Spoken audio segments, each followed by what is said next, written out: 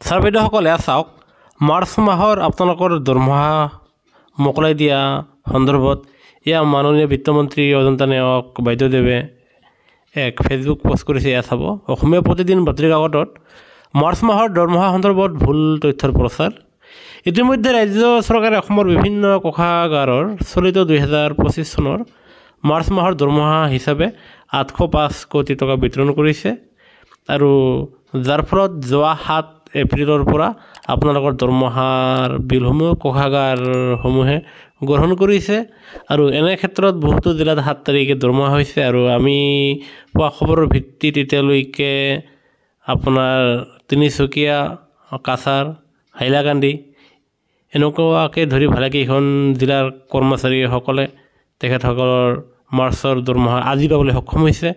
আনহাতে কেইখনমান জিলাত যদিহে লাভ কৰা নাই তেনেহ'লে আপোনালোকে অহা কালি মানৰ পৰা আপোনালোকে দৰমহাৰ টকাকেইটা পাবলৈ সক্ষম হ'ব, যিটো 2% মৰ্গীয়া বানচ ধৰি সেই বিলসমূহ এইবাৰ বনোৱা হৈছে।